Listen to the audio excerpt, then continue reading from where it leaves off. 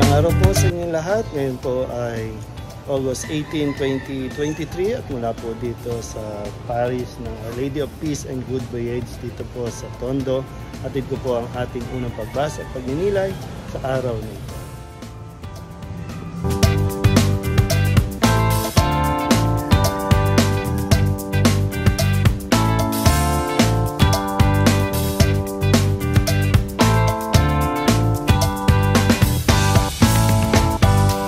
Unang pagbasa at pagninilay ay hinango sa aklat ni Josue chapter 24 verses 1 to 13. Noong mga araw na iyon, tinipon ni Josue sa Sequem ang lahat ng lipi. Pagkatapos, tinawag niya ang matatanda, ang mga hukom, ang mga pinuno at mga tagapangasiwa sa Israel, at sila'y humarap sa Panginoon.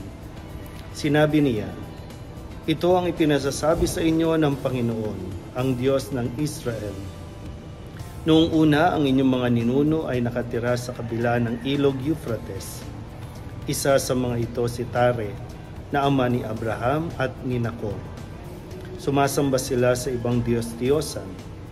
Tinawag ko si Abraham buhat sa lupaing iyon at dinala ko siya at pinatnubayan sa buong kalawakan ng Kanaan. Pinagkalooban ko siya ng maraming inanak at inapo. Naging anak niya si Isaac at naging anak naman nito si Esau at si Jacob. Ibinigay ko kay Esau ang kaburulan ng Seir bilang bahagi niya. Ngunit si Jacob at ang kanyang mga anak ay nagpunta sa Ehipto.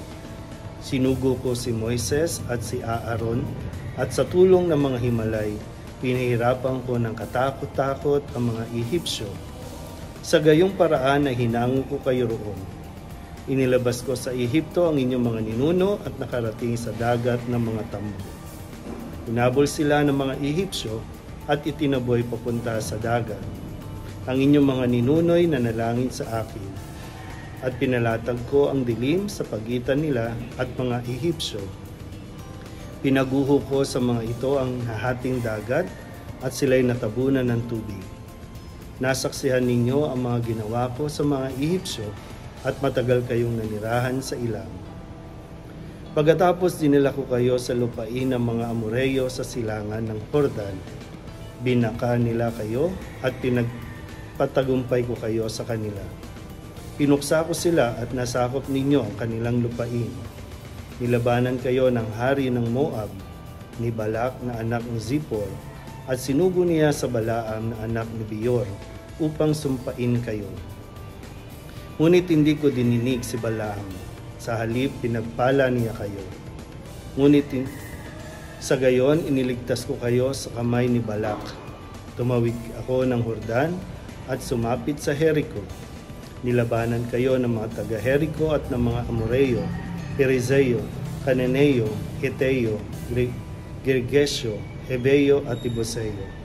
At sila'y nalupig ninyo sa tulong ko. Ipinasalakay ko sa mga pukyutan ang 2 haring Amoreyo at pinalayas ko sila bago kayo dumating. Walang kinalaman sa pangyayaring iyon ang inyong mga tabak at pana. Binigyan ko kayo ng lupaing hindi ninyo binungkal. Pinatira ko kayo sa mga bayang hindi kayo ang nagtayo. Kumakain kayo ngayon ng ubas at ulibo na galing sa mga punong hindi kayo ang nagtanim. Ang salita ng Diyos. Hindi po, isang mapagpalang araw sa inyong lahat. Mula pa rin po dito sa simbahan ng Our Lady of Peace and Good Voyage. Isa po sa mga simbahan ng aming pong bikaryato, ang Vicariate of Santo Niño.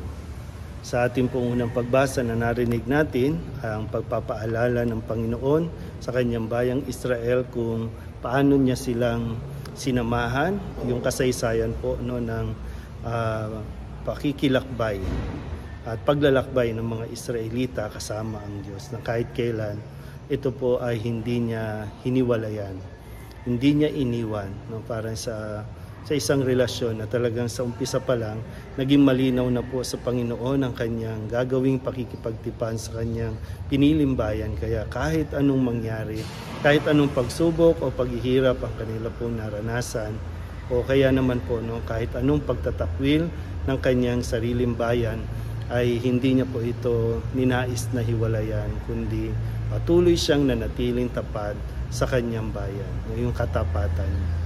Ang mahalaga po, no, sa bawat relasyon na ating pong pinapasok, ang katapatan po, na yung panunumpa na kapag nagbitaw ka at nagsabi ng pagmamahal o sa isang tao, handa kang samahan ito sa hirap at ginhawa. Lokohin ka man, magkasala man, ay masasaktan ka, pero mas pipiliin mo pa rin ang maging tapat sa iyong minamahal. So, sa tingin ko po, no, ito ang pinakasentro din ng mensahe ng ating unang pagbasa sa araw na ito. Nawa, patuloy din natin pagnilayan kung gaano tayo namumuhay ng katapatan sa ating pong mga relasyon, maaring sa inyong asawa, sa inyong pamilya, at lalo tigit sa ating relasyon po sa ating Panginoong Diyos. Muli po, isang mapagpalang araw sa inyong lahat.